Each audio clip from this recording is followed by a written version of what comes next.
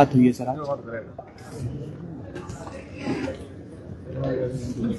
आज भारतीय जनता पार्टी का हमारा पूरा विधायक दल महामहिम राज्यपाल महोदय जी को मिला है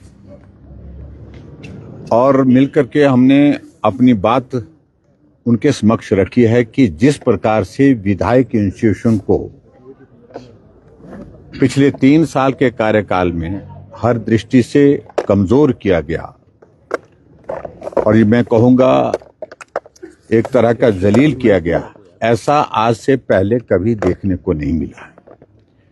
जब बजट सत्र आता है, बजट सत्र से पहले लंबे समय से हिमाचल प्रदेश में एक परंपरा रही है कि विधायकों को बुला करके अपने क्षेत्र के लिए विकास की दृष्टि से वो अपनी प्राथमिकताओं पर बात करें और वो प्राथमिकताएं तय करें और विधायक 50 जगह से आग्रह आने के पश्चात जो है वो 3 स्कीम विधायक प्राथमिकता की पीडब्ल्यूडी डिपार्टमेंट में, 3 स्कीम जल शक्ति विभाग में डालने के लिए अधिकृत होते हैं। हम पिछले 3 वर्षों से विधायक प्राथमिकता में अपनी प्राथमिकताएं दर्शाते हुए लोगों के बीच में बताते हैं कि हमने ये स्कीम्स आपके इस क्षेत्र की सड़क की है, चाहे पुल है, चाहे वो पानी की स्कीम है, वो हमने विधायक प्राथमिकता में डाल दी। लोग उम्मीद करते हैं कि हमने जो डाला है, जो प्राथमिकता में जो डाला है, उसको बजट आएगा। लेकिन 3 साल के कार्यकाल में विपक्ष के विधायकों की ओर से दी हुई प्राथमिकताओं पर जो डीपीआर बनने का काम था वो पूर्ण रूप से बंद किया हुआ है। उसमें कोई डीपीआर नहीं बनाई जा रही है। अगर कहीं डीपीआर बनी भी तो नाबार्ड की स्वीकृति के लिए उसको भेजा ही नहीं गया। अगर कहीं गलती से चले भी गई तो उन स्कीमों को जो है वहीं पर रोक करके जो है वापिस लेकर के जो है वो उस पर पैसा नहीं दिया जा रहा है। यानी कि पिछले 3 वर्ष के कार्यकाल में विपक्ष के विधायकों के क्षेत्र में जो विधायक प्राथमिकता उन्हें डाली है उस पर कोई भी काम नहीं हुआ। अगर कोई स्कीम अगर नाबार्ड की सैंक्शन हुई भी है, वो स्कीम है वो जो पहले डाली गई थी, पहले डालने के बाद उनकी स्वीकृति प्रदान हुई है। एक तो ये बात हमने कही कि ये उचित नहीं है।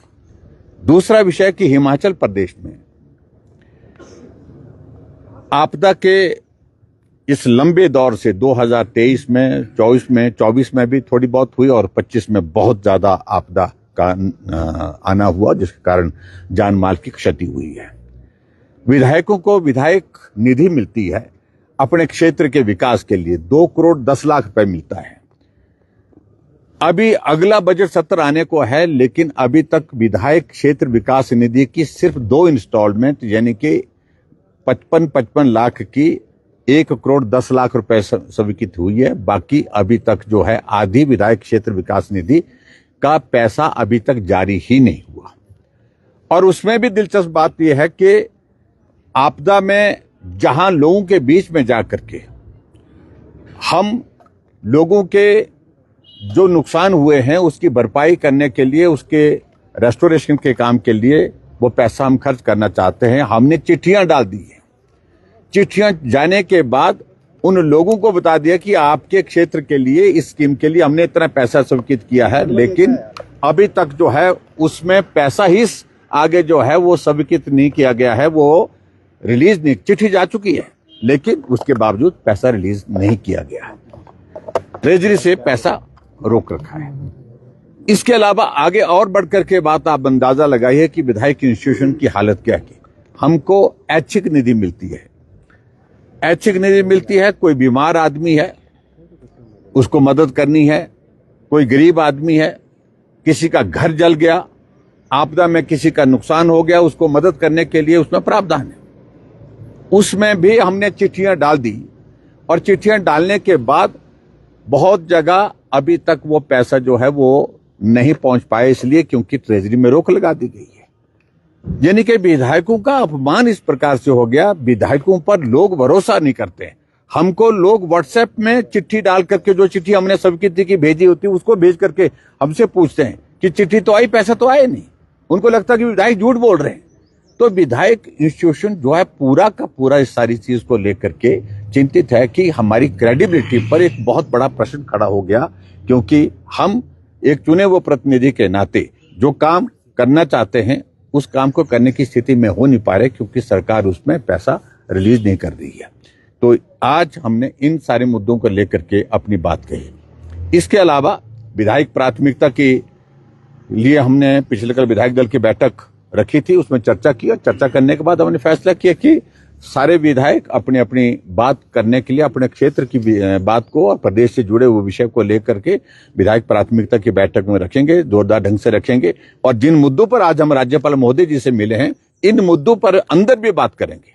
और उसके बाद मीडिया को भी हमारे 4 जो हमारे सेक्शन जो बने हुए, जो ग्रुप बने हुए हैं, यानी कि 4 बैठकें होंगी, एनुअल प्लानिंग की बैठकें जो 4 हैं, तो चारों बैठक में एक एक हमारा प्रतिनिधि जो है विधायकों में से आप मीडिया के सामने जो है जो अंदर बात कही है उसके बारे में जिक्र वहीं पर करेगा। विशेष सत्र भी सर आरडीजी जिस तरह से बंद किए उसको लेकर सरकार ने यहाँ पर बुलाने को लेकर राज्यपाल को प्रस्ताव भेजा है 17 फरवरी को। विपक्ष जाएगा उसमें, किस तरह से देखेगा? देखिए, अभी तो प्रस्ताव गया है उनकी ओर से, सत्र होता है, कब होता है अभी हमें जानकारी नहीं, हमें सुनी है, आप लोगों से ही जानकारी हम प्राप्त हुई है।